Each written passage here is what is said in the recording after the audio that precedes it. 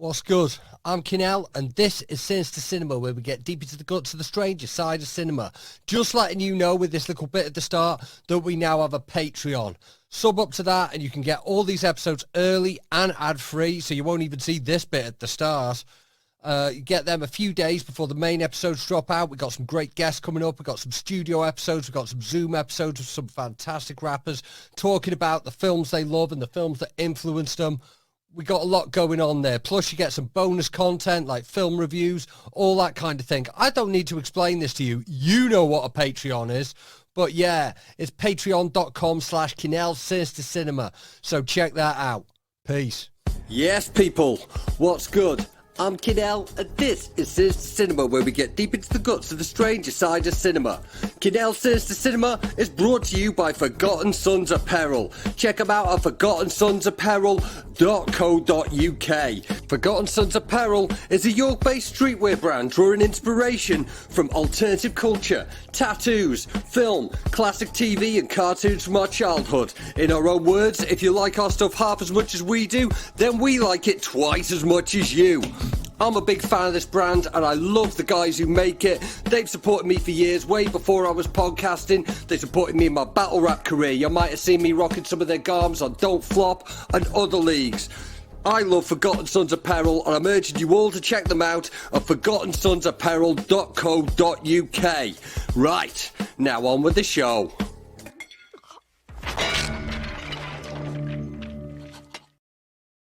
Hey, what's good? Once again, it is the KSC Podcast. I am Mr. Always Had a Buzz with every rhyme I wrote, and everybody want to know me like the Wi-Fi code, Kinell himself. I've had 3 showers today. It's been one of those. It's been a messy day. There's been a lot of showers needed. I was going to explain, but I'm not going to bother. What I will say is that this should be going out on the 18th of May, 2023. So if you are anywhere near the Bristol area or capable of getting to the Bristol area on the 20th, sling yourselves down to, I can't remember what the venue is, but wherever Don't Flop is doing April Fools, it's going to be a nutty one.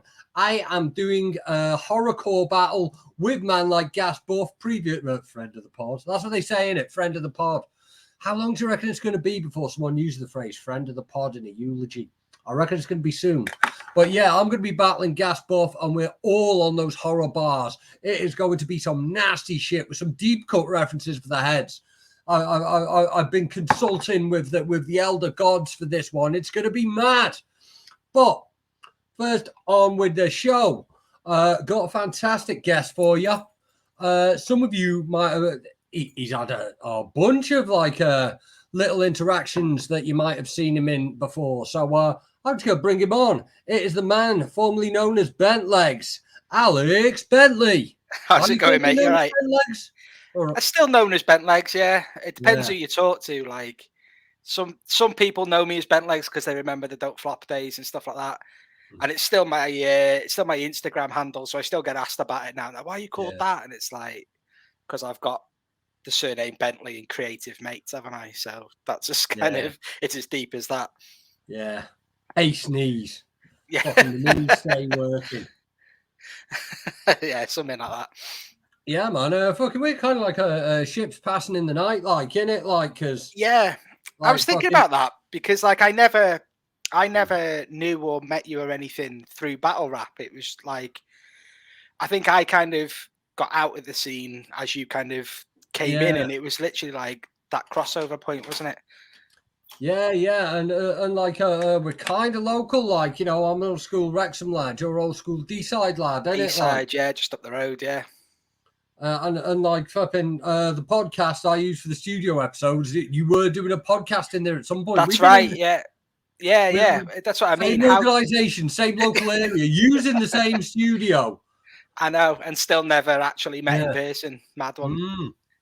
It's a mad thing. We're going to get that studio episode in at some point. We'll line it up at some point. But we thought we'd get a little Zoom thing so we could get something popping anyway. Yeah, definitely. You're a man with many strings to your bow, be it involvement in battle rap, flipping football, podcasting, or whatever. So, first up, what are you getting up to these days? What's your main thing? I'm literally just by the time this goes out, I'll have my first proper video out on my new YouTube channel. Bad, Brilliant, Both. It's called. Yeah. So it's about it's not exclusively, but it's mostly about films that fit into that bad/brilliant category. I've recorded the first episode where I'm going to be talking about Cradle of Fear. Ah, yes. Yeah, because I watched it on VHS when my mate Ben picked it up when it come out, like 2001, maybe 2002. Yeah. And we fell in love with it straight away because it's just so daft and ridiculous. But for how low budget it is, elements of it are so well made, and other elements really aren't. And I thought that, I did set the channel up about 6 months ago, something like that, and I started the Instagram and stuff. But I just didn't have time because over the past 6 months, I've got married, bought a house, we've decorated, we've moved in, been working full time, been doing all this other sort of stuff. I've just not got around to having the opportunity with Theo Kane with Slime House TV. So I've been really busy with him. I'm going tomorrow to his to plan a few more things that we're going to be doing. So I've been out and about with him as well, popping up on his channel quite a bit. So yeah, I've been keeping busy. Yeah, that's busy. It seems to being involved with Mr. Theo Kane, isn't it? Like, yeah, he's always on creative moves. Yeah, he'll always like message me like, "Yo, what you doing Sunday? Do you fancy driving to some mad like film poster collection in the middle of nowhere in Northampton or somewhere?" And I'm like, "Yeah, go on then. Yeah, let's go."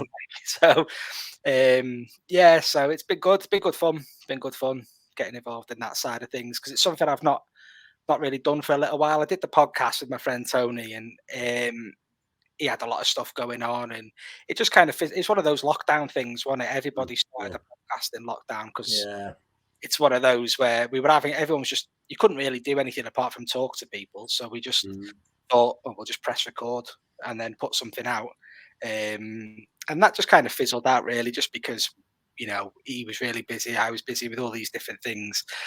When you're doing, as you know, when you're doing something where you need two people, trying a diary match can be hard. So it's just been one of them. So that's why I thought I've been wanting to do this YouTube channel for ages. I've just never got around to doing it for one reason or another. But now I've got the opportunity and the space to do it.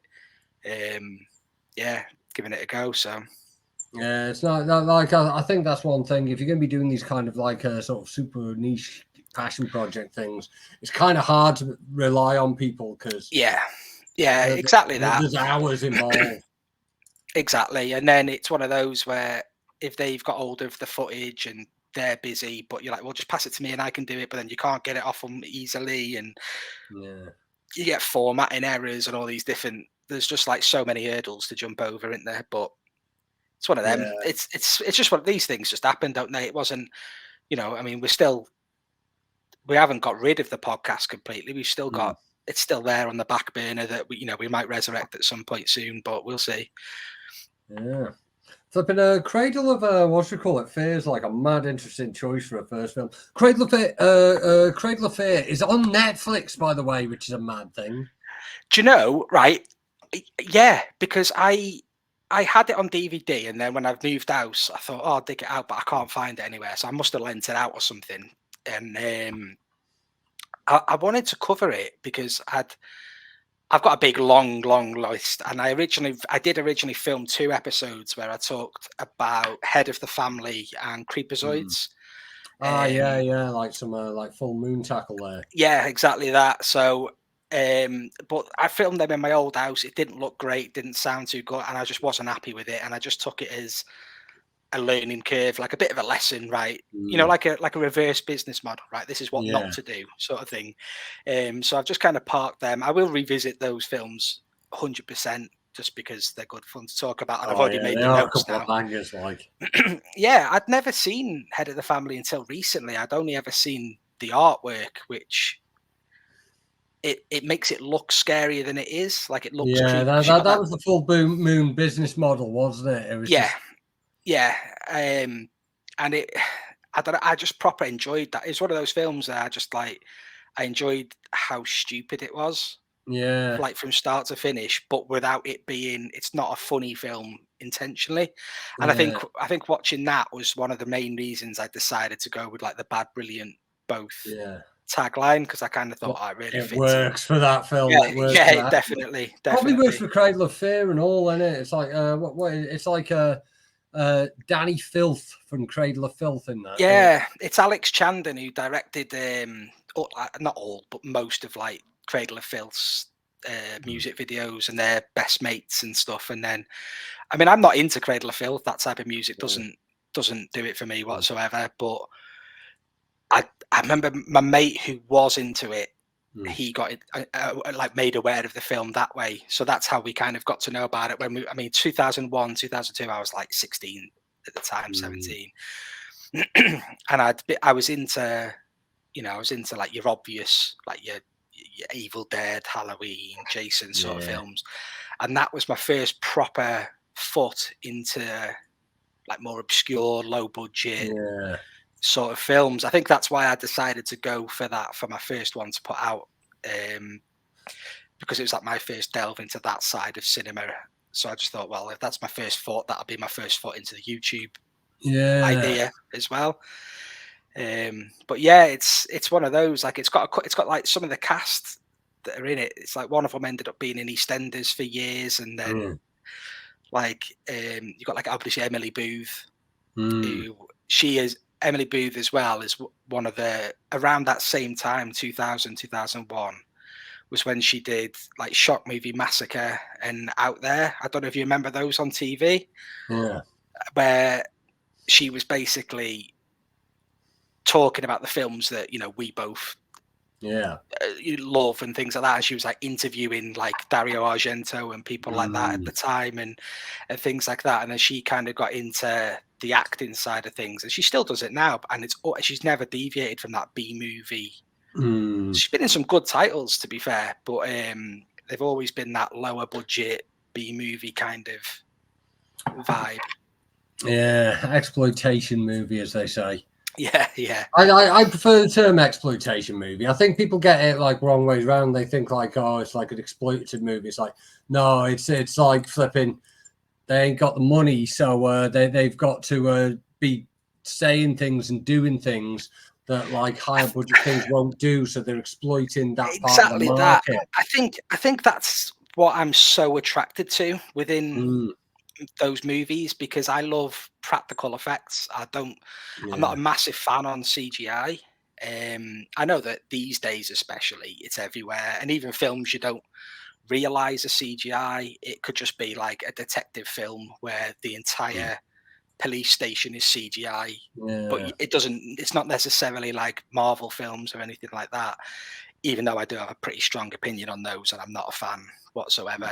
Pretty much the same.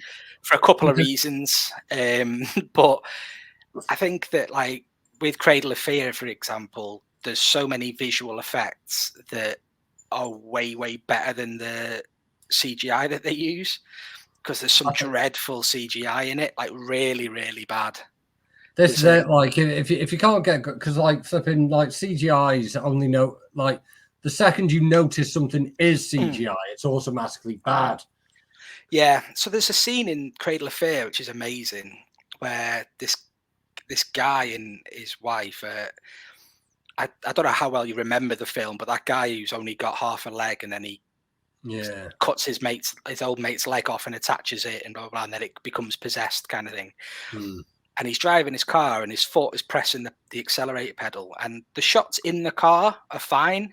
Like it's when the car, when it shows the car, it literally, there's like a scene of a crossroads, and the car just kind of goes woo, like it just gets smaller and wiggles, like someone's wiggling a mouse, and it's making it smaller and moving it away to make it look like it's crashing. It's just like the worst CGI I've ever seen, and it's so jarring because none of the film is like that.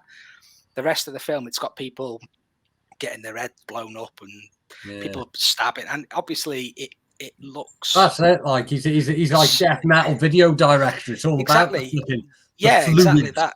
Yeah, and then to throw that random CGI clip in was just mental. Like such a bad decision, but it's still the go-to thing that makes me laugh the most every time. I think I'm going to watch Cradle of Fear. Like, you know, I haven't seen it in a long time. Do it, man. Let me know. Let me know what you think after revisiting, because it's on YouTube as well. It's on. When I looked online, I was like, right, where can I watch it? And because I want to say it was on Arrow Video. Yeah, it is on Arrow. Like, because I've got it on my list. Like, I've got to catch that. Got to catch up to that on Arrow in a bit. Like, yeah, I've got a lot of things like that on Arrow. Yeah, same. My list just keeps growing. The Arrow app is just me adding things that flipping. What should we call it? Oh yeah, I'm definitely going to catch up with this flipping Danish flipping detective series. Am I? Yeah, you know, it's just me like flipping. Like the Arrow app is just me clicking add to my list, add to playlist, and then never getting around to watching it. Oh, I just want to watch City of the Living Dead again. Yeah, that's exactly what I've been doing. I just go like, I think Arrow Video Player is by like an absolute mile the best for me personally, because it's just full of the films and TV series and documentaries I love. And what I like as well is it has a lot of the extras as well. So it has it with, you know, the commentary or the behind the scenes bits and bobs that they have with the DVD releases as well. Yeah. Excuse the sneeze. But flipping like Arrow are amazing like that. Like I've got like Arrow shelf up there, and like I've started like Arrow 4K shelf is developing behind me. Like I just got like the Naked Lunch. I got that bigger Ju-On Grudge box. I've been working my way through that. Yeah, I've not got the physical copy. I've been working my way on the app. Been working through it because I forget how many there actually were, because there was about 4 before Ju-On came out. I don't think they're all in there. Like there's another one. There's a whole series on Netflix. There's flipping Sadako versus Kayako. Yeah. It's really good watching the really shit little ones, isn't it? The first Grudge film, the first one we think of as the first Grudge film is like a remake of something that's literally shot on video, like fucking it's about 40 minutes long, isn't it? The original, like fucking Titanic, Cradle of Fear looks like Titanic, like it's really low budget, like and they sort of go back to that later on with like that's what I like. Because I've been working my way through, it's nice to see that progression of it, you know, increasing in quality. Yeah. And you can see that, like, you can see as it moves on what they would have done earlier had they had obviously the budget and the means to do it. I haven't got to hit a point when that stops continuing. I can't be far off it. Down for White Ghost and Black Ghost. Yeah, the White. I think I'm up to the White Ghost next. So. Yeah. I watched White Ghost because it's because I got it for Christmas. It's the Christmas one, so that was the first one I watched. That, but still haven't watched Black Ghost. I got to watch that. Like, I'm a big fan of Arrow. I've been a big fan for years and years. I've always loved like everything about the product that they put out. Like, it's not just the films that they do; it's all the extras that come with it, the artwork on the case, and then quite often they have that reversible sleeve so you can pick which way around you want it, and the posters that come with it and stuff like that. It's just so cool. Yeah, they're so good with the packaging. Like with a lot of the 4Ks they've been putting out, the UHDs, you know, they're putting out things like on the back I got American Werewolf, Tenebrae, Naked Lunch. These are all things that I owned Arrow copies of before, apart from but it's like they just put out like new shit out, and they package it so nice. That's it. So you're not buying it for. You're not buying it for the copy. film, are you? You're buying it for the physical product that comes with it and the extras and things like that. And I think that's when you know that what they're doing is right. If you're prepared to buy 2 copies of the same film from the same company. But they are also like picking films that I do have to have the best copy of. That's not many films like. Like certain things where I get a new format, like me, I've got a UHD player, I got a few, you know, day one, first things I had to have The Thing, you know, I got The Shining, I got like, you know, I've got to have there's certain bangers. As soon as I get a new format, I've got to have them. And like the ones that Arrow keep putting out on 4K, they're like, I do need the best available copy of it. The thing is as well, like my worry with that is sometimes I do kind of think, will the better quality make it lose its charm? Like I recently rewatched the version of the guinea pig series, Flower of Flesh and Blood. Yeah. And it was like super high quality, or it wasn't. It was as high quality a copy of that as you're going to find. Yeah, And but the it's so, effect, like it made it look. Particularly with the guinea pig series and all, because when they were on, when we was trading tapes and you were seeing them ones, you know, like the fucking crummy, like 8th generation VHS copy. Exactly. That's what convinced fucking Charlie Sheen to Charlie phone the Sheen. FBI. That's why he was so convinced by it. I mean, he was probably had other internal influences that were kind of affecting his judgment, but cocaine is what we're talking about here. Like, this channel's never getting monetized. Let's say it. Yeah, the Tiger Blood and whatever it was he was on won't have helped his judgment there. But like, I do worry sometimes that I'm going to watch something in like ultra high definition and be like, oh, that looks shit. I remember it looking really good, and it looks. I'm not come across it yet where it's been too jarring, but I am worried about that. This is it. Like, this is like, I'm coming to the point where certain things like I do need on certain formats. Like, I was really worried about getting that second site, flipping the Texas Chainsaw Massacre. Yeah. Because like the extras on it are shit hot. Like, I thought, I need all the extras. But I thought, like, it might not be the copy of the film I want to watch. In that case, that one's really good. But there's other things like I've started noticing, like, because like people have only ever really talked about, you know, certain things are better on video, like Videodrome is like the obvious example. Certain things are better on VHS. I'm starting to notice, like, and it's mainly like the mid 2000s torture porn films. I think they're better on the crusty old DVD from CEX. Do you think? I've not. Do you know? I'm trying to think of the last one of those I watched. I rewatched the first Saw not that long ago because I saw they were bringing out a new one. Yeah. I'm not working my way through all of them. I can't be bothered. But I did them all in a day once. I'll have to find the thread. I live tweeted the whole thing. Yeah, I'm not sure which ones I watched last. I watched what was that? That one, that the Japanese one, Grotesque. Ooh. I think I watched that about 6 months ago, and that's really held up well.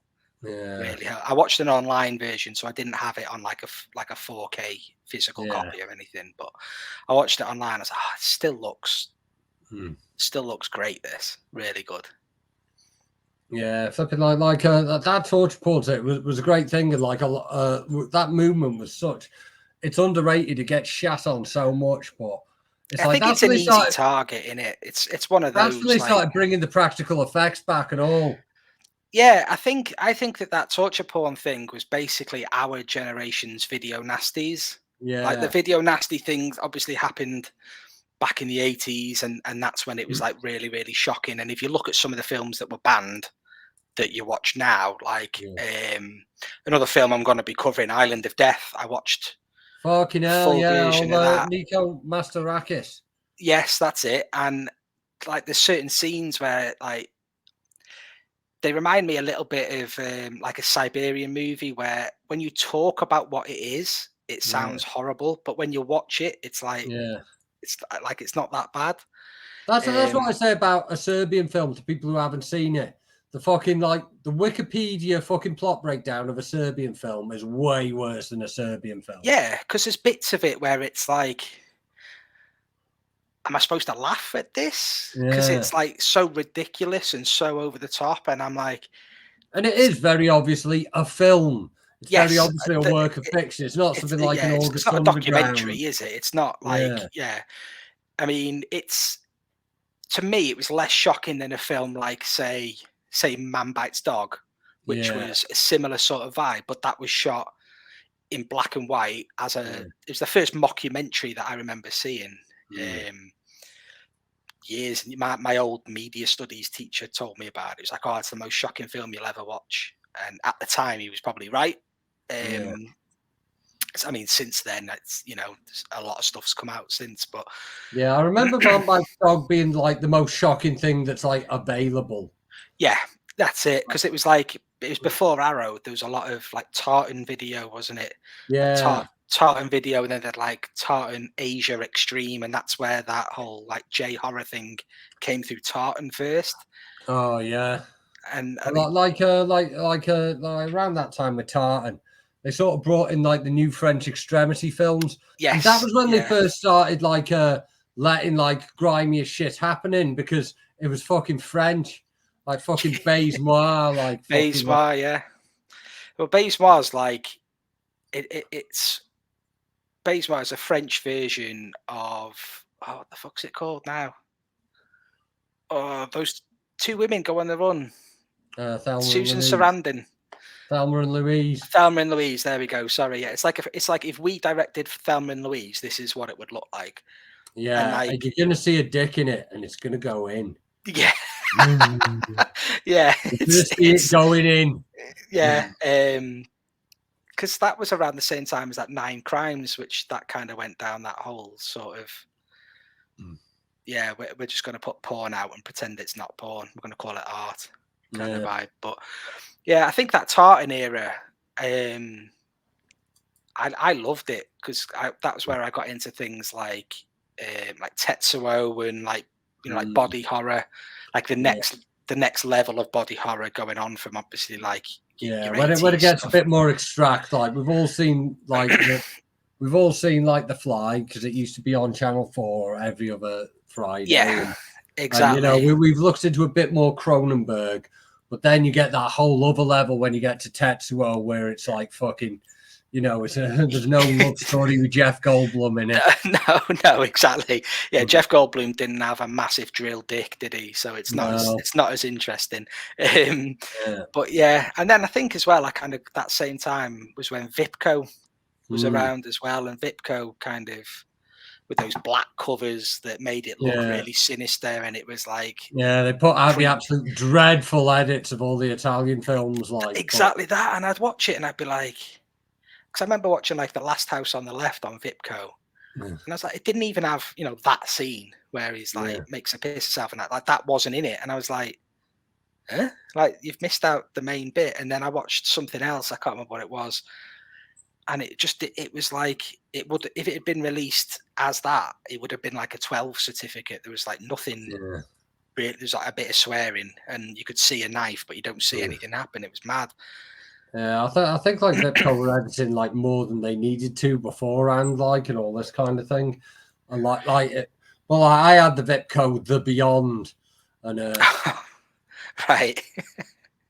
like the thing about Vipco is, like, whilst the copies of the movies they were putting out were shit, and they were shit, but like you could get hold of them, you could get hold of a secondhand Vipco tape at a car boot sale. And then you can watch it, and then you go, okay, right, The Beyond is missing some shit, but it's fucking sick. I've got to find like the original The Beyond. It's like, and then you like know what to go for when you're dealing with the dodgy channels. Yeah, exactly that. It's like your teaser, in it, your 10-minute preview, 10 p.m. preview sort of thing, in it. It's like your teaser.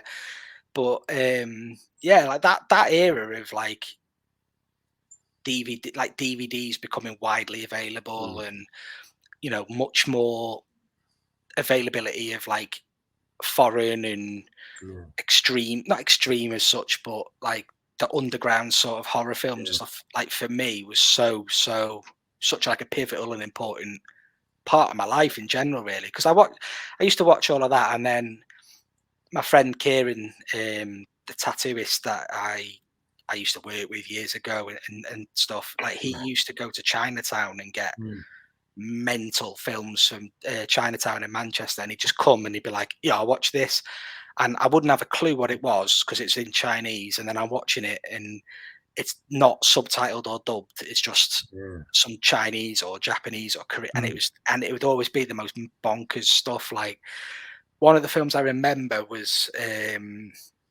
Chinese torture chamber story. Oh, fucking yeah, with the fucking flying through the air shagging and that. Yeah, exactly that. And I was like, the fucking category 3 thing is so mental. Like, like there's an episode on this where I was trying to explain what a Chinese torture chamber story is to Tony D. Like, yeah, it's like mad. Like that scene is just whether it's like Crouching Tiger, Hidden Dragon, porno. Like they're flying through the treetops and he's spinning around and they got like on the mid-air pelvic thrusts, like, and then like a fire hose of jizz and all that sort of stuff. Like that was one of the ones that he kind of got me onto, and I was like, "This is fucking, I love this. This is mental." Yeah, and then I think you can see that in full, but it's like not on a fucking. It's obviously not on YouTube. It's on like XNXX or something. It's on Internet Archive. Yeah, and I think it's in full. I think I'd have to double check the runtime on it, but I think it's in full on the Internet Archive, which has been something I've only recently got onto, but it's just unreal. It's so good. Yeah, that's one that flipping 88 films. If you're listening, and I know you love me, flipping hook that one up. I got the 88 films like a fucking erotic ghost story, which is obviously the shagging version of like a Chinese ghost story. And it's the guy who directed a story of Ricky Right, O. okay. Ricky O, yeah. Yeah, it's the one he did before it, like, and it's right, okay. It is just like Chinese ghost story, but with shagging in it. But they've kept the kung fu and the wire works. Yeah, I love that. I need to check that out. 88 films have put out some really good stuff. Really good. Yeah. I've had a what should we call it? Dave Wayne on here. Like he does a lot of the stuff for him. Oh yeah. Like fucking runs that the North's last surviving video rental place in Bebbington on the Wirral. Right. I've not been to that. I went to one with Theo in Alfreton, which is it's literally just called 80s Video Store, I think. Yeah. But it's not actually rental. It's more of you can buy stuff in there. Like they sell like t-shirts and merch, and they do sell some videos. But it's just to go and hang out, which is really cool. It's just like you go in, they're only open on weekends because it's like downstairs is like a goalie glove shop. Yeah. Called like Glue Pro. They've made their own gloves that have like a gluey pad on the hand or whatever. And then upstairs he's turned it into a video shop. But they've also got one of the back rooms they've turned into an escape room called the Slaughtered Lamb, which is obviously I think you mentioned this to me, it's amazing. I haven't done the escape room because obviously I was there like filming and we were kind of covering everything, but it's something I am going to go and do at some point soon. And then they've also got like a cinema room that's Shining themed, which like for me is just like the best thing. But like where all the windows are, they've put a massive decal on the window of that black and white photo from the end from the ball. That is the window with like curtains in front of it, but then it's all like red and gold with like pictures in frames all dotted about, and mate, it's so sick. But I think they hire it out, so if you wanted to do like a showing of something, you can like privately hire it for like you and your mates to go and watch whatever in there, which is sick. It's definitely Alfreton, that is, which is like near Derby. I kind of know where it is. Like flipping, like Alfreton's one of those places that like my main awareness from it is from like both teams to score hackers. yeah. They got one of those shit teams that's always really good for a BTTS hacker. Yeah, and like I don't know nothing about them. I just know that like they're in a league where a lot of goals get scored because no one's get a decent keeper. Like Port Vale always used to be my favourite. They were so consistent. Every game would finish like 7-6 or something. Like ice hockey scores. Yeah. That's my relationship with Alfreton. Like I had a vague idea it was in the Midlands. I didn't know it was by Derby. Like, I think it's near Derby. I just get the postcode off Theo, put it in, and we just go and see where we end up. But that was a really cool place. I enjoyed that a lot. That's one place that I'm definitely going to go back to. They had all like Mads, they had like a Pauly Shore section, which is something I've never seen anywhere before, but there's just like rows of Pauly Shore films. And then they had like a big collection of the old 80s and 90s WWF going into like the Raw era and all that sort of stuff, all the pay-per-views and things like that, which is just ace to me. And I'd love to watch all those on VHS, like, you know, like we used to back in the day. Like I've watched bits on YouTube or like online and things like that. Yeah, and but just to slide the tape in and hear it. And then I have to rewind it because it's like a 4-hour event. No one's rewound the tape because they've got to the end of WrestleMania and gone, all right, Sam, put it back in the box. Yeah. Things like that. It's just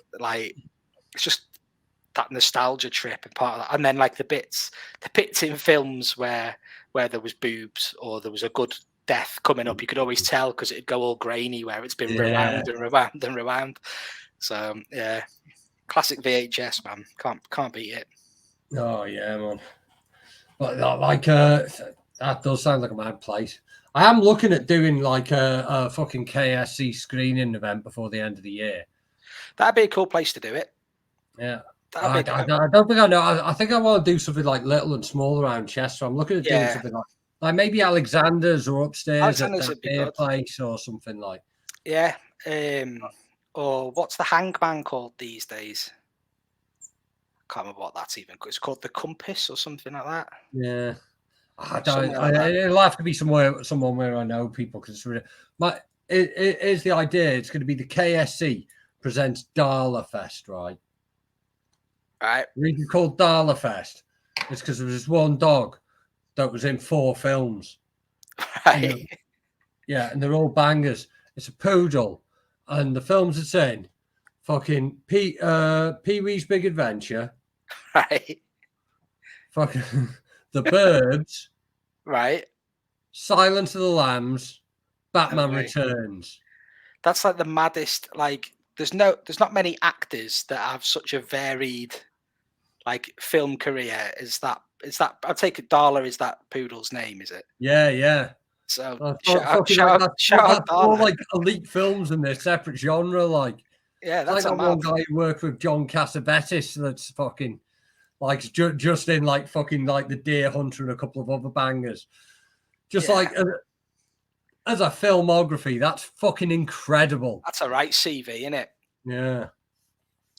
Yeah, that'd be good. That you have to let me know. I'll come down for that.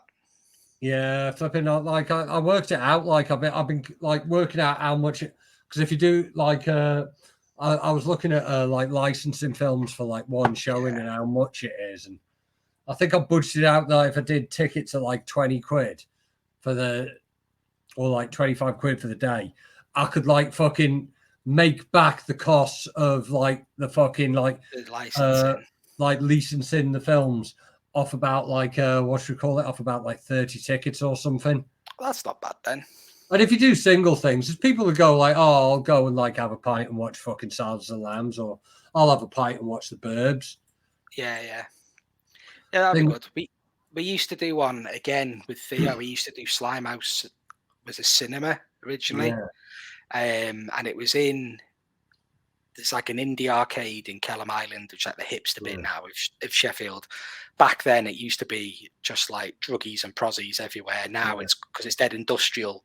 It's doing that cool thing of overtaking industrial factories and turning them into vegan burger places and stuff like that. Oh yeah, with the hanging lights and fucking dead industrial looking and that. It's great and it's all right, but it's and fucking like you take your tables made out of a fucking like cable drum and the burgers.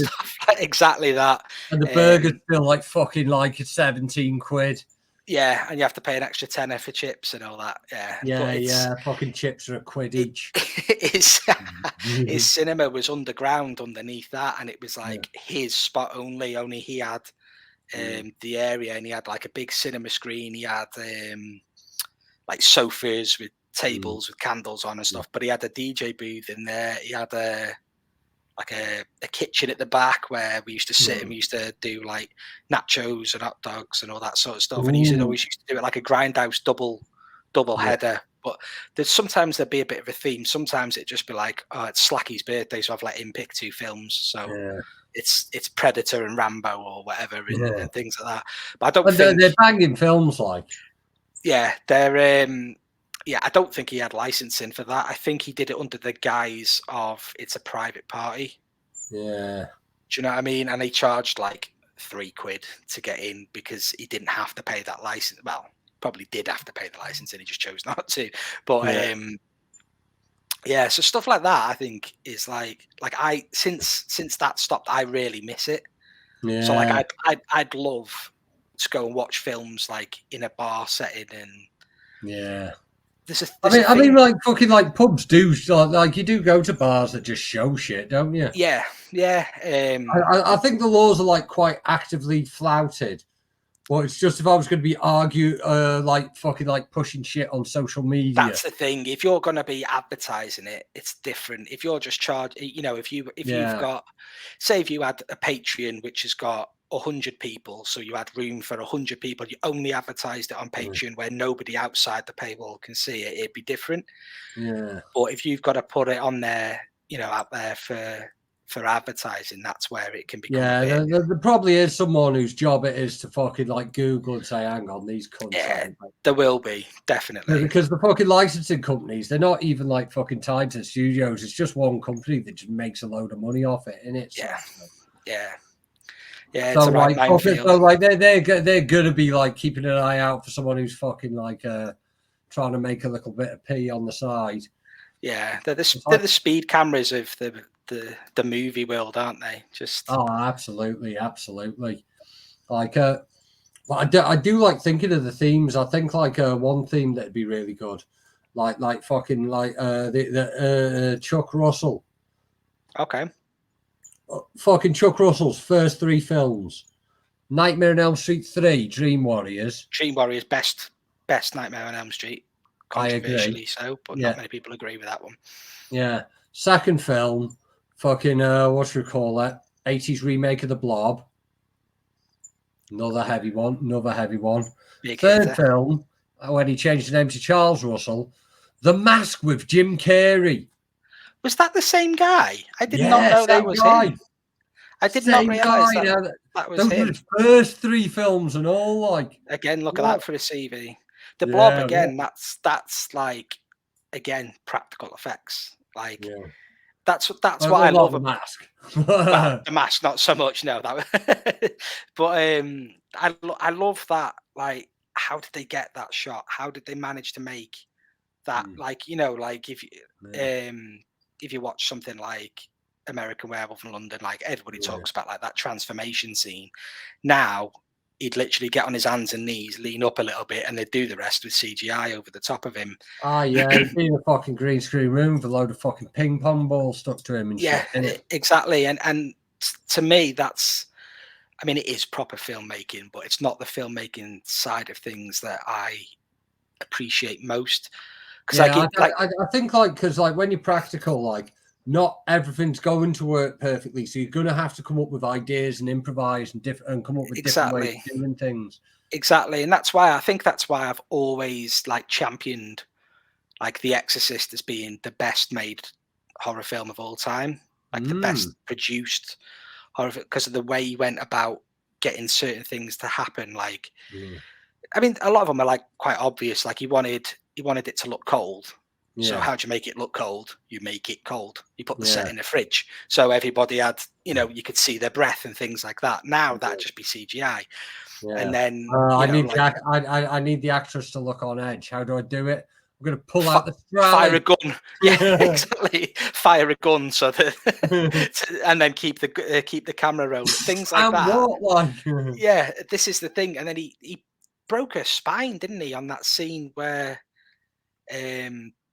I can't remember the mum's name now, goes flying backwards into that set of little like cabinet thing, like because she had like a harness on and they yanked it backwards, but they yanked it too hard and the movement jolted her back or something. But I mean, I think we got the fur coat argument with a lot of these because like some of like the greatest filmmaking ever happened for people doing things that they really shouldn't do and no one should ever do again. No one should ever do what fucking Stanley Kubrick did to Shelley Duvall. Broke her as a human being, like permanently. Yeah, she. I don't think she was ever the same after that, was she? Was Popeye before or after that? Popeye was after that, wasn't it? Yeah. Um, Was it?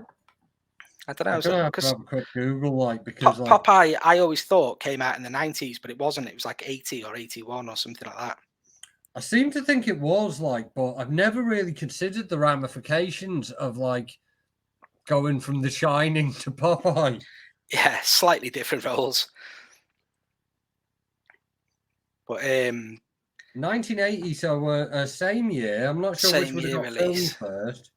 I would imagine The Shining got filmed first because it was like the longest filming when it, well, at the time probably. I think the only person who spent longer making a film is Stanley Kubrick when he made Eyes Wide Shut, isn't it? So Yeah. Which is the film he got him killed for exposing the Illuminati secret sex parties. I know, man. I They were all literally, fucking adults in that, like, so I don't know why they were whacking him for that one. yeah, I rewatched it not that long ago at all. Just out of curiosity to see how it held up, because I think like The Shining's my favorite film of all time. I'll always champion that, and I think every film he's made has held up well, and it still looks great. And that was the one that I hadn't watched for a while, and I thought, I wonder how it looks like visually, let alone like story, because the story, there's elements of truth creeping in, you know, with recent news stories and things like that. Because like there's little bits that I didn't really realize is like with In Eyes Wide Shut is, you know, when he's going to get that suit, and he goes to that fancy dress shop, doesn't he? And that guy catches his daughter with those two fellas. I didn't like. I was like, I saw it when it was in the cinema. I was probably too young to like really understand the ramifications of what was going on. I didn't pick up at the time, but I read a thing, and it was like it was saying that basically she whispers something in Tom Cruise's ear as she leaves, but you don't hear what. But then afterward, he doesn't mention the fact that he needs the hooded robe. At that point, he says he needs like the suit and the mask, and she tells him he needs the hooded robe because she's been. So she knows what goes on. Do you get what I mean? So then you're like, well, she's only like 14 or 15 or whatever she is. She's like really young.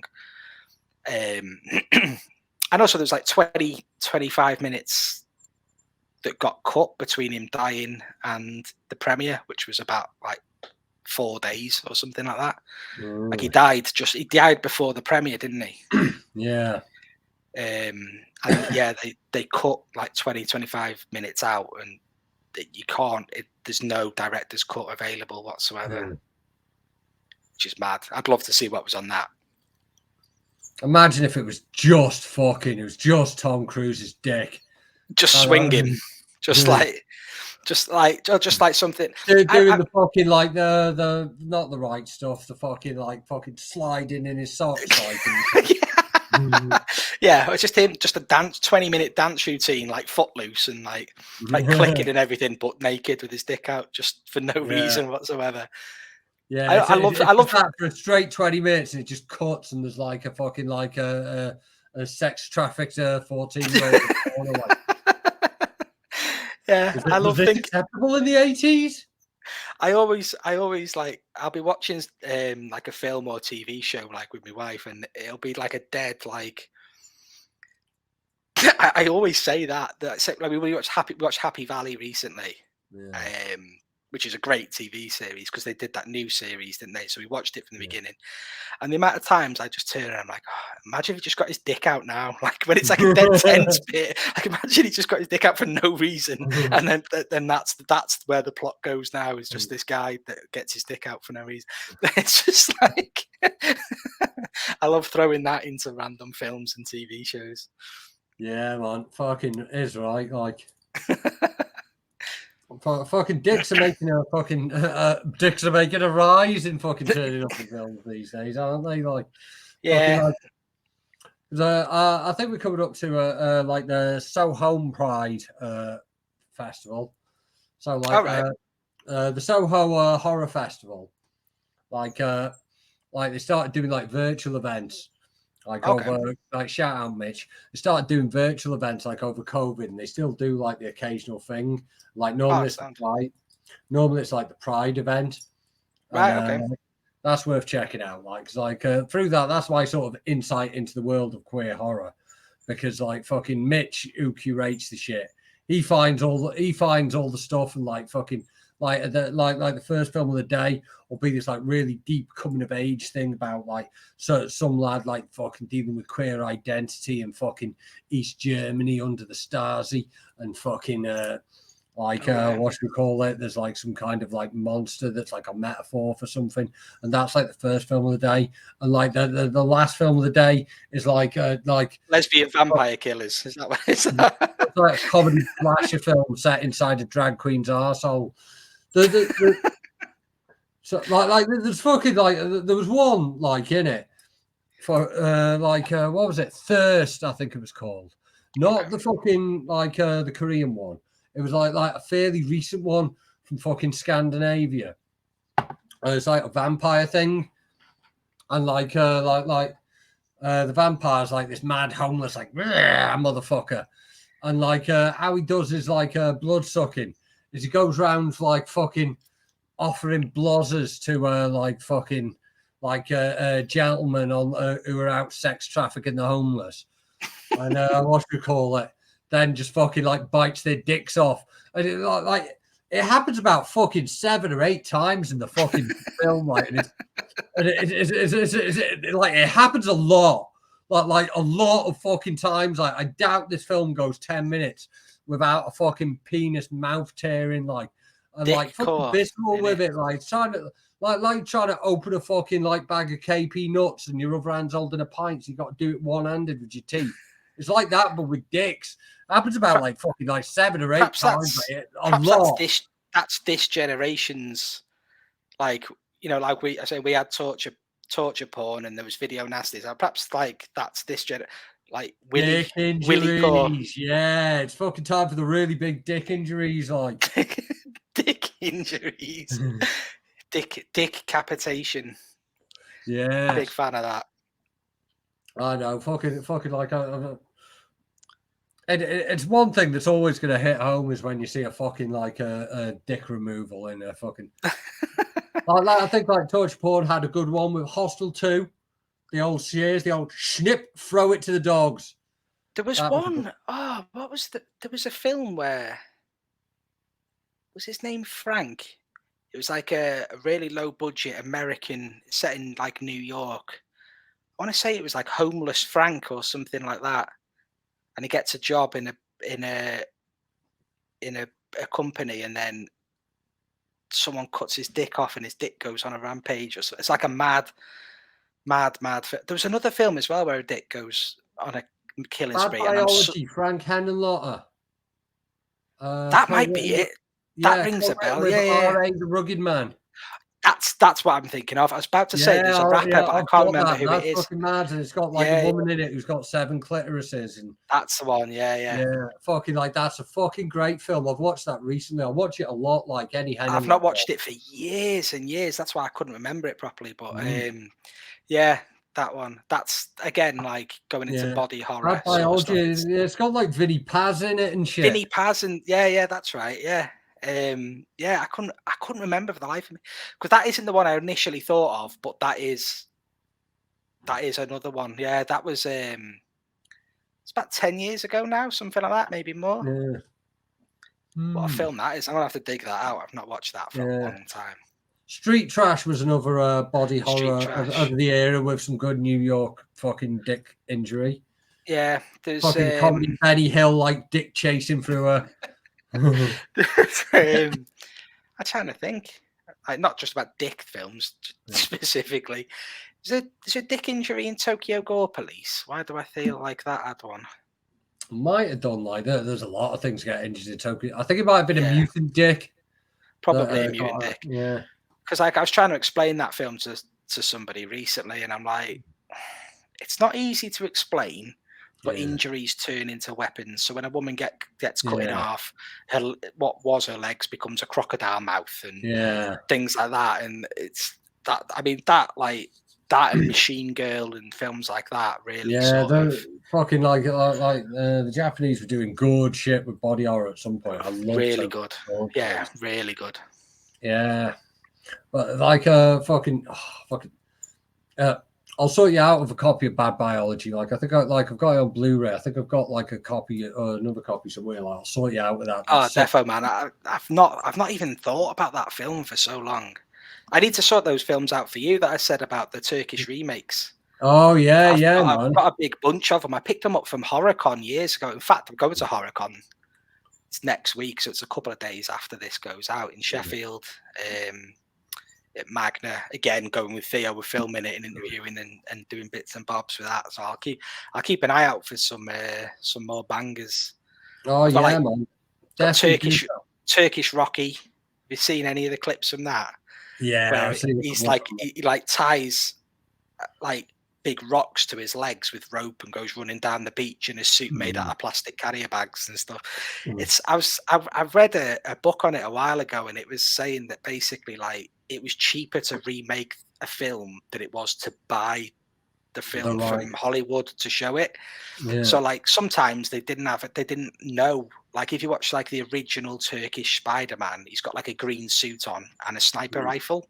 And like he's a baddie, people, because they don't know, they've not seen the film or seen the series they're going exclusively off the poster, and this was the era when that poster that didn't even reflect the film. Like no, exactly. Sometimes, quite a lot of the time, the poster's the best bit of the film. Like that's like fucking like paying for it to show it. Like I've been looking into it, like fucking, it wouldn't have been more than £100.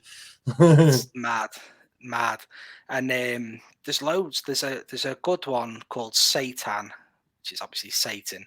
It's the Exorcist remake, but it's like a shot-for-shot remake. But obviously it doesn't look quite as good or anything, and it's actually got Tubular Bells, the music in it. They did not pay for that. There's no way. No chance they'd have been allowed to pay for that. But there's loads. I remember reading. I've not seen it, and I've been trying to find it. I know that there was like some Brazilian remakes of like zombie films, but to make the blood and guts, they were using like the tape from VHS, like black tape, like pulling it out and of people to make it look like intestines and magic. Again, like practical filmmaking. Like how we can't do that. So what can we do, sort of thing. Yeah, the Bollywood, like I think they made a couple of them, but the one I've seen, the Bollywood remake of like Nightmare on Elm Street. No way. With dance scenes and songs and everything in it. Oh yeah, and like one of the characters who's like the equivalent of like Johnny Depp's character, he's dressed like fucking Michael Jackson all the time, and every time he comes in, he just does a little move like that. At one point, there's like a sequence where they're all on a beach, like, because they got to imply things, haven't they?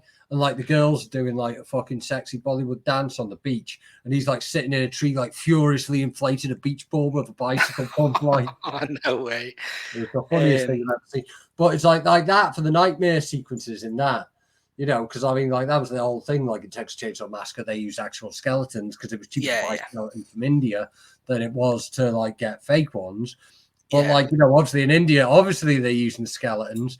But it's like the first nightmare sequence. It's this girl like who's like fucking in a room full of like skeletons. Like there's all these snakes, and I thought that's not even a nightmare sequence. That's what you're actually doing to the actress. You're just stuck in a room full of actual skeletons and snakes. Yeah, that's not a nightmare sequence. Yeah, that's literally her actual experience. Yeah. Weirdly, we ended up. We saw a bit of a Bollywood film being made. When I got married last year, went to get my suit from, was it Bakewell or Buxton? Can't remember which it was. Buxton, I think it was. And all the roads were like shut off. And the guy in the shop were like, what's going on here? And he's like, oh, there's a film being made. And I'm like, right. And he's like, so they're shooting like a car chase. There's like cars skidding around roundabouts and all this, that, and the other. And I was like, yeah, he's like, but it's a Bollywood film. I'm like, so why is it being filmed in the Peak District in Yorkshire? Like, what's the relevance? He's like, I have no idea. But I think I think quite often they use the, like the big National Trust country houses and like Chatsworth House and things like that. I think they use those sort of films for sets to show money or whatever, like to show wealth and things like that. They use big, massive, a bit like, you know, we use for whatever, like well, it happens a lot in Downton like, Abbey or something like it that. happens a lot in Chester. Like, so like I moved here like coming up to 6 years ago, like, and like at least once a year there's something being filmed there. And people be putting on next door, oh, I think they're filming Peaky Blinders, and it's not. It's fucking something else. Hollyoaks. It's Hollyoaks again. Tony from Hollyoaks is crashing his car into the River Dee or something. Yeah. Like, oh, fucking like sometimes it is these like foreign productions that just like they've got this whole bit that's set in like Victorian London or something. So they have like one shot of the two main people walking down Chester, and the rest of it's like probably a sound stage in fucking Nigeria or something. Yeah, because they've got their like, is it Tudor buildings, the black and white? They've got the mock Tudor and all this, mock and Tudor, got all the Roman bullshit and all that kind of thing. Yeah, mad. Yeah. It's funny because like I moved to Sheffield 8 years ago now, and like I still see bits now because obviously I'm not. It's a much bigger area than D-side. Like D-side, I knew obviously like the back of my hand. Sheffield, I don't really. And I keep seeing new bits. I'm like, oh, that's in This Is England. That's in. Do you know what I mean? Like This Is England in particular. Like my brother lived just around the corner from quite a few with the spots that they filmed in. So I still find it mad seeing. Yeah. There's a lot of that goes on in Sheffield, isn't it? Like, because like Sheffield got like loads of like fucking like funding in the wake of the Full Monty. Yeah. Like fucking like Sheffield used to be this proper rundown place. But people were so affected by the movie, The Full Monty, that like lots of funding went up there. And that's why like there's a lot of really nice places in Sheffield city centre. And like, you know, it's mad because like there's such a culture around the city with different things. Like film and TV is one element. There's a big music element. But then also you have like, you've got a couple of boxers now retired getting filmed doing coke and put all over Twitter. But then you've got like the snooker and there's like you know, football and things like that. It's a cool city, man. I do champion it quite a bit. Like I moved for a reason. Do you know what I mean? Like I used to come up and visit my brother up here because he came up for uni and never left. And now that I'm up here, there's such like a cultural difference between D-side and Sheffield. Do you know what I mean? Like, hey, we got D-side lyrics. Good man. Did he battle recently on Don't Flop? I thought he was on a poster. Was he meant to battle one? It was on a flyer. It was what should we call it? It was on the Birkenhead gig. I was going to like a battle gas time on it. That was going to be a good gig, but it was like train strikes. Like no one could get to the fucking thing. Right. And I think Broski was sick. Like he was supposed to battle Raz Ren. That went down on the boat event last week. I was really looking forward to that event. It's mad. I'd never have thought Don't Flop in Birkenhead. Yeah, you had the Chester event, didn't you, as well? Yeah. Flipping what should we call it, in the Love Shack? Oh, right, okay. The Saddle. Yeah. Yeah, I think we're going to be doing something else, like, and we're going to be doing some other stuff back around there, like. That's cool. I like that fucking like Don't Flop's operating at like kind of like there's a bit of independent awareness going on. Back down in Bristol next week, which I can't wait for, man. Bristol seems to be the place for Don't Flop, I think. Bristol's a really hip hop city, like fucking exactly that. Like that's where High Focus is based or comes from, I think, isn't it? Like High Focus sort of like the most notable, and you've got like your Split Profits and all this, like, but the same kind of thing, like shout out Word Life and like and like because I've like done so many gigs in Bristol now through Don't Flop, I got everyone would think they're always beefing. It's been great. Like fucking this week has been fucking fantastic. Fucking like the T5 Word Life wars that have been going on over the last weekend has been the highlight of my bank holiday weekend. I remember one of the best events I went to in my time in Don't Flop, or the most fun I had, was in Bristol. I can't remember the name of the venue. I can't even remember who battled there. I think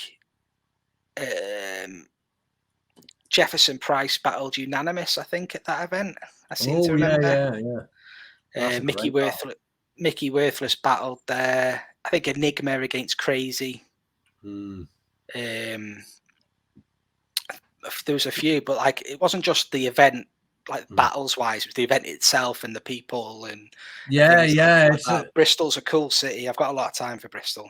It's like that, like fucking like a lot of places you go to, like the, you know, if you're doing a battle rap event, like and you go into battle, you're generally going to meet people who are like either from that area or into battling, or like they've traveled because they traveled to watch the battle rap. In Bristol, you just get so many like fucking cool Bristol lads going, oh, something involving rap, I'm there. Yeah, because they're just into that scene that like there's like a big hip hop scene, graffiti, or drum and bass is big there, I believe. Fucking, because they've had the sound system scene since way back, like before Massive Attack. When Massive Attack was a Wild Bunch sound system, and the fucking sound system before that. It's got a fucking strong history, fucking Bristol, like, in it. Fucking it seems like it would. Like, I love the place. It's mad. It's mad for me seeing Don't Flop now, how it is now to how it was then, and I don't mean that in a derogatory way. I mean it in just it feels like it's gone 10 steps backwards in one way, but not necessarily a bad way. If you get what I mean. I think like fucking like when Don't Flop was at its absolute peak, I think like battle rap was almost too big for battle rap in the UK. Yeah. And like because like fucking at the time there was like fucking every event had fucking like 5 internationals on it and shit. Yeah. You know, it's like there was like sponsors that were putting up the money for it, or like private investors that were paying for opponents and shit, like. And like it was a mad time because it was and like that was great because there was all that investment and it meant that people, but it set the expectations of what top tier battle rap in the UK has to be.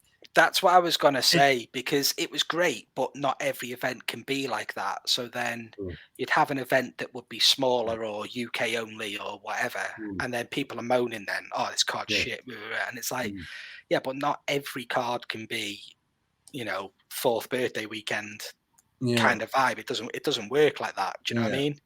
Because you've got to have the smaller events. Because like fucking, where are you going to get the new battlers from? Where are you going to get the battlers from? Exactly. Yeah, I used to love. I used to try out and you get DNA for a 1-rounder. It's like exactly. Yeah, it was a mad time. Like it was mad for me because.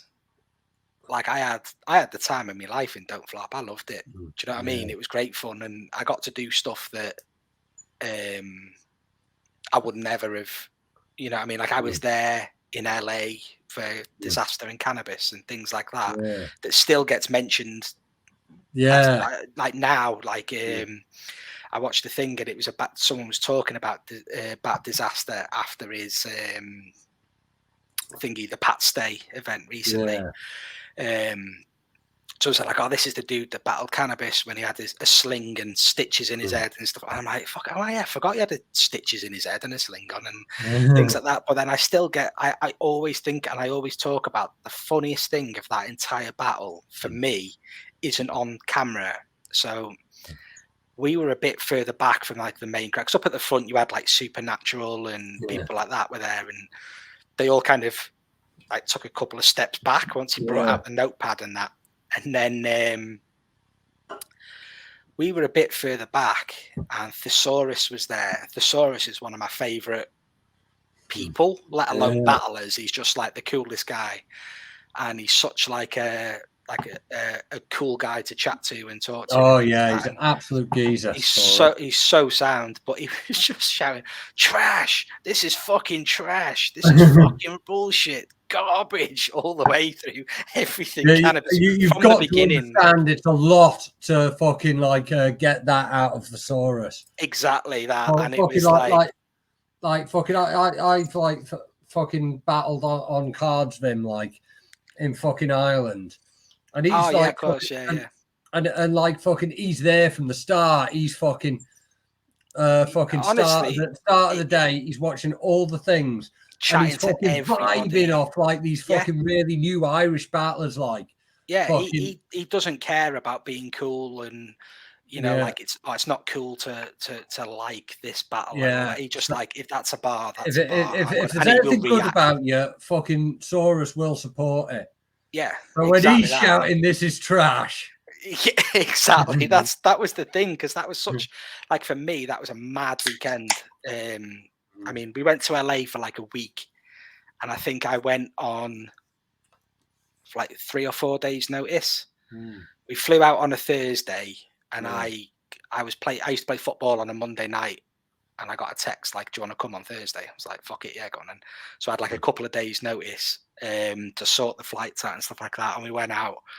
And like, to me, I never cared about anything really. Like, I never, because I didn't have any.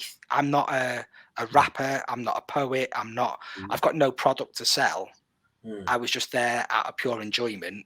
And I did like journalism and writing and stuff like that. So I started up a blog, and it was that, and then that moved into, you know, helping organize events and whatever. But because I didn't have anything to push, I didn't have anything to, I was just there, I was just taking it in and just enjoying it. Do you know what I mean? So when I went to LA, it was just like, whoa, what the fuck am I doing here? Just divvy from D-side. Why am I like in Hollywood with like, because when we were there, it was the movie premiere for, what's it called now? Rock of Ages, the Tom Cruise again. I don't know if he gets his dick out in that. I've not seen, but I've not watched it. But it's like the musical in it. It's, I know the one you mean anyway. Yes. So it's like the premiere of that in the Chinese theatre and everything. So we got to see like the cars arriving and stuff like that, and then hanging out on Venice Beach and all these sort of like experiences that, like, to me, I was like, this isn't what I'm supposed to be doing. This is ace. I love it. And then at the event, seeing and meeting some of these guys, like, do you know what I mean? Like when they were shooting, I don't know if you remember in the build up, they had like, they were doing like pre-battle chats with all the battlers and things like that. And they rented like this empty apartment out that overlooked LA, and like they had super slow motion, like turning and putting his sunglasses on and stuff like that. And like getting to chat to Bender, who was like the legend. Oh mate, the best. But he was such a cool guy, because like, I'm really keen on people who are interested in you when you're talking. Like, they don't just like, he was like, "Oh, what's your name?" And I didn't say Bentlegs because it just sounds fucking stupid. So I was just like, "Oh, it's Alex. I'm Alex." He goes, "Oh, he goes, "Oh, you're cool because my name's Alex as well." And then we just sat and chatted for a bit, and he was like, but it was funny because like, while I was chatting to Bender, Ilmac was there, but like I said, it was like an empty apartment, and I think I put a photo on my Instagram. I have to go back and look for it, but the bathroom, it was like a studio apartment essentially, and like the bathroom was like a little tiny thing. At the door, there was no chairs or anything. We were like sat on the floor, it was like a completely empty. Like Ilmac was just sat on the toilet, but with the lid down, like on his phone. But it just looked dead funny, because that's all I could see through this doorway was like Ilmac sat on the toilet playing. It just looked like he was having a shit, basically. like these like sort of things. Like these are the things that like stick out. It's like, what's one of your favorite memories of battle rap? It's like, oh, watching Ilmac play on his phone, looking like he was having a shit. Yeah, it's like those sort of things that you can't explain, because no one else is ever going to see it, because it's not something that happened in a battle or anything like that. But yeah, man, don't flop for me was like, I was never involved in the downfall or whatever you want to call that period that happened later. Obviously, I know. Yeah, you were gone before the sort of fallout thing. Yeah, and I've got obviously opinions on both sides of every argument I kind of saw online, and I've always kind of kept them to myself, because 2 reasons. One, no one gives a fuck what I think about any of that anyway. And secondly, even if they did, it's not my place to talk about. Do you know what I mean? But like, it did make me sad to see, because I've still kind of, I don't follow it like I used to, but I do. Certain battlers, especially, like, there's no way I'm ever going to miss an O'Shea battle. It doesn't matter who he's battling, I'm going to watch it. And then I've watched some people come through, since I've like gone out. So there's people like yourself, and then you've got people like Bizzo Bond and those sort of guys as well. I really like Relapse. Relapse is fucking sick. He's going to be a problem, I think. And I am still. Pardon? Reverse. Sorry, not Relapse. Reverse. Sorry, Reverse. Really like him. Fucking hell, man! He fucking cooked me, like, but he like came into his own when he did it, like. The thing is, like, I saw like his like early battles, like, I thought like fucking like no one's gonna be like paying for an international for him, like, so I said to him early on, like, I will battle you, I'll give you you can get a bit of shine. And he fucking turned into a different beast when he had that, and now he's like fucking. Like he's like fucking a highly rated guy. Like he's and I can completely see why. Like he reminds me of like that 2012 era. He's like the closest I think in the last couple of years that I've seen, and I've not seen everybody. I'm not going to pretend that I have, but of the new people coming through, he's like the first guy where I've kind of gone, wow, fucking hell. Like, do you know what I mean? And like that hasn't happened for quite a while, to be honest. But like, I'm interested. You're going to be doing a horror battle soon, aren't you? Fucking that's the one next week. Like with Gas Buff, I like Gas Buff quite a lot. I've had him on the See, I don't know him from battling, but I've heard him on podcasts and stuff. Yeah, like that. He's an entertaining guy online, and he like. Yeah, he seems like a cool guy. He knows his shit. Like fucking. Did you do an Evil Dead episode with him? Was that him? No, that was Conman Connor, as he is nowadays. He's not Conman Curve anymore. Oh, right. Okay, it was around the same time I did the Gas Buff episode. Gas knows his shit. Like, like he's deep into his things. I like fucking. It's going to be an interesting battle. Like, because like we both kind of taken on that. Like initially it was going to be like horror bars battle, but I said like, no, we should do horror core because we got to do something for the fucking people. Like, Especially, is it like an April Fool's sort of event? Is it? Yeah, April Fools. Yeah, so I put a lot of work into fucking being having shit that like doesn't. Not everyone's gonna catch the references, but they're not gonna sound like references, so you're just gonna be able to enjoy it on that level. But if you do know the shit I'm talking about, there's gonna be fucking shit there for you. Yeah, that'll be good. Sounds up my street. Yeah. Definitely sounds up my street. I rewatched my battle recently as well because I saw somebody online talking about Pete, and I was just like, I've not watched it in like 10 years or whatever. Yeah. And I was just like, fuck, I miss that guy, man. Yeah, man. Fucking that was it. Like, fucking, I've been posting about him a lot this week because fucking. I saw you said like his Twitter has been deactivated or closed. Well, it's not like Elon Musk has like decreed that they're getting rid of the inactive accounts, and obviously that includes some of our friends that fucking passed away. And like, I don't think his account has been fully deactivated yet. But like, I started searching for like my name and his name to get all the conversations we've had, and all his end of the conversations missing.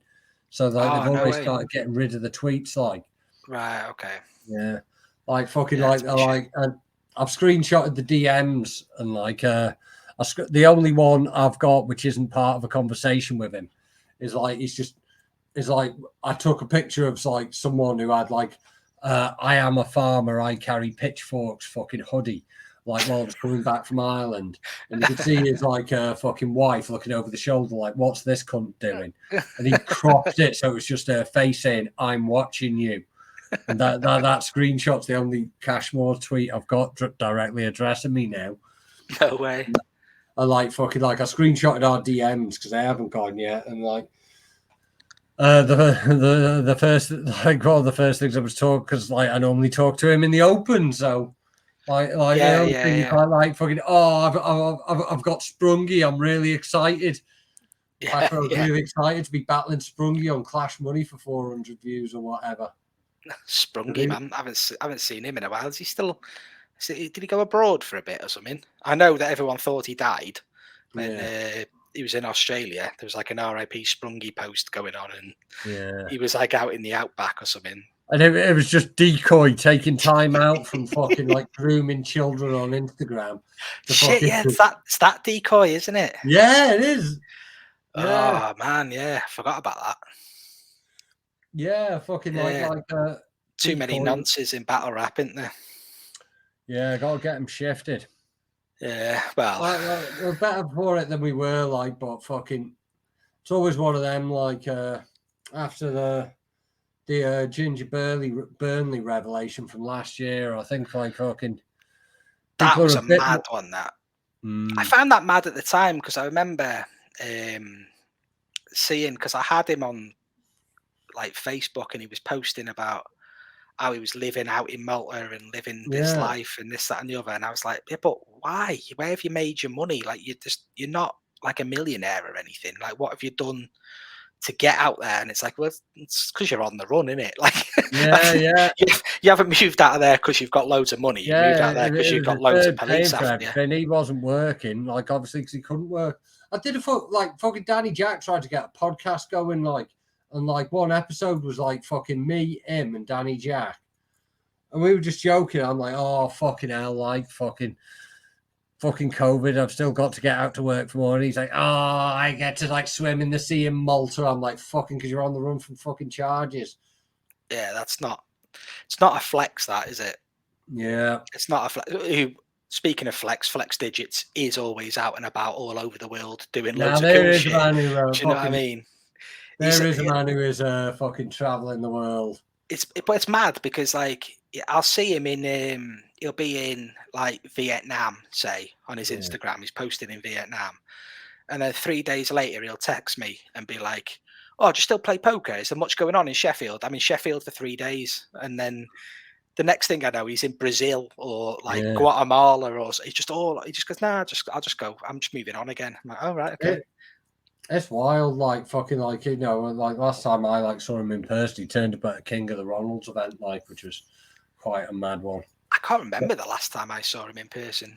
It would have been in probably one of the Slimehouse events that that Theo did.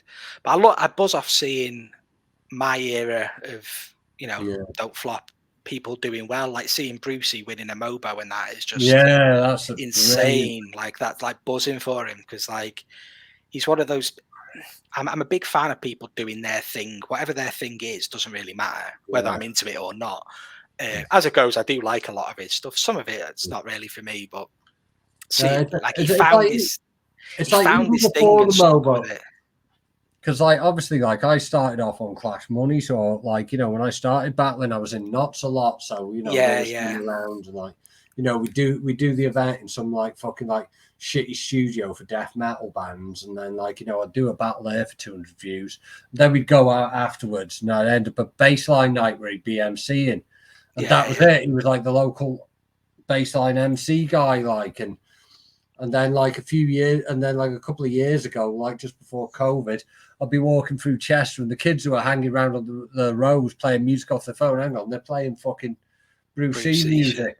Yeah. Like, I'm thinking, I know that guy. And it's like, mad, now he's winning MOBOs, and it's fucking doing like Leeds and Reading and shit like that, and absolutely smashing it. Like, I love that. I love seeing people do well, and I love seeing people do their thing. Like, even like I say, even if I'm not into it, I just love people's like passion for whatever it is they do. Like that fucking train guy on TikTok and Instagram, and that Francis guy. I've got no interest in trains. I just buzz off watching him with his GoPro on his head, getting excited because a train's tooting its horn at him or whatever. Like, I just think that's sick. Like, go on, lad, just do you, man. I rate it, man. Fucking, that's the way to be. That is the way to be. 100%. Like, and celebrate it. And hopefully, like, I want to see like your that celebration coming from you on fucking Bad Brilliant both. I'm looking forward to getting it going, man. I'm looking forward to getting going. And I'm like I said, it's not going to be exclusively like film, because I'm not doing reviews, because I don't want to give it any tomatoes out of 10 or anything like that. It's more a case of like, I think this film's cool. This is why. Like, you should watch it, because I do what you probably do. I'm messaging my mates going, like, I'll send them a photo of what I'm watching, going, oh, look, this death scene's mental. Like, blah, blah, blah. I've recently got into like Ultraman, as you could probably tell by what's on behind me at the minute. I've been watching loads of Ultraman, but then like I'll be sending videos of like bits where this has happened, this monster's done this and blah blah blah. I'm sending it to mates going, look how funny this is, blah blah, and it's literally just like a YouTube have you version watching of that. much Kamen Rider? I've been getting into it slowly because I don't know where to start, because there's about 50 series and they've got 80 episodes each. So I'm a bit like, whoa. Well, I watched the 70s ones on Tubi, the American streaming service, but there's like a newer one called Kamen Rider Black, and it's just on Prime. Oh, okay. There's a new Gas Buff put me onto that. There's that Shin Kamen Rider as well. Yeah, flipping like I saw that like that clip that was on Twitter. I was like, fucking yes, I like that. That looks fucking mad, yeah. The it's new the same Ultraman, guy who did Shin Ultraman and Shin Godzilla, the Shin Ultraman is wicked, really fucking good. I really enjoyed it. But yeah, I've been recently getting into that, but that again falls into that bad / brilliant. Like, it's not perfect, but it's got I can't recommend it to my mum, but I'm gonna fucking hit Bentlegs up and say, fucking this is this is what I mean, man. Like, so that's kind of what I want to do, but I'm also going to do bits and bobs, not vlogs, but like if I'm going somewhere, like I'm going to HorrorCon with Theo, I'm going to film for Theo, but I'm also going to film bits for myself, put a little video together, and then get guests on. So like I said to you, you know, I'll hit you up and we'll just have a chat about whatever we decide to do, like a short format podcast sort of thing. Bit more of a structure than me rambling like this one's been, but yeah, and then like we'll work out a topic that we both enjoy, or maybe one we don't. Like, I quite like the idea of trying to convince somebody, no, this film is good, you're wrong, or actually, or the other way around. So like, I think this is shit, convince me. I'm trying to convince myself that something's good. Yeah, so there's loads of like things I've got like lined up and ideas I've got written down that now I've finally got the time to get going with. So I'm looking forward to it, man. It's going to be fun. Hey, sick, bro. Well, we're coming up to the 90-minute mark, so I think we're going to wrap it up there. But before that, like, are you releasing your socials for it yet? Or I've so on Instagram. Get eyes on. Yeah, on Instagram it's bad.brilliant.both, and then the YouTube channel is just Bad Brilliant Both. By the time this goes out, hopefully the first video will have dropped. If it hasn't, it won't be far off. Do you know what I mean? It's just a case of me ironing a few creases and stuff. So, yeah, as soon as it does, we'll be getting it shared on all the KSC socials. But yes, King Alex Bentley, fucking Bentlegs himself, thank you very much. This has been a fantastic episode. I fucking love this chat. Me too, man. Definitely got one more. Fucking I'll rock up on your shit and fucking like I'll give you a shout when I'm near the studio and have a beer when you're in town. Yeah, man, defo. So yeah, peace. I'm Kinell. This has been the KSC Podcast. Safe.